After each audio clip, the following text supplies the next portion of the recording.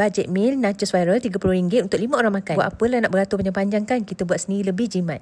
Ada soalan tau untuk korang. Apakah bahan-bahan yang kita boleh dapat di Lotus untuk resepi nachos viral ni? Sila jawab di ruangan komen, okey? Okey, jom start buat. Mula-mula kita goreng dulu minced chicken dengan Lotus meat burger ni hingga garing. Bila daging dah garing, masukkan bawang putih, black pepper, lada putih. Gaul rata, masak hingga garing. Angkat ketepikan.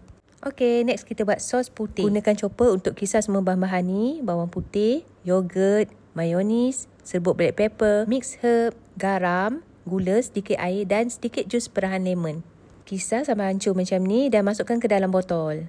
Okey, next kita buat sos hijau. Kita gunakan avocado, bawang putih, 3 biji cili padi, mayonis, daun ketumbar, garam, gula, jus perahan lemon dan sedikit air. Kisar hancur dan masukkan juga ke dalam botol. Okey, next gunakan nacho cheese sauce ni brand Swiss Bear. Okey, benda yang wajib kenalah ada keropok nachos. Okey, kita potong dulu plastik tu. Lepas tu taburkan daging yang kita goreng tadi, sos putih, sos hijau, sos nacho cheese, tomato, capsicum, bawang holland, daun ketumbar. Dah siap sedap puas hati all.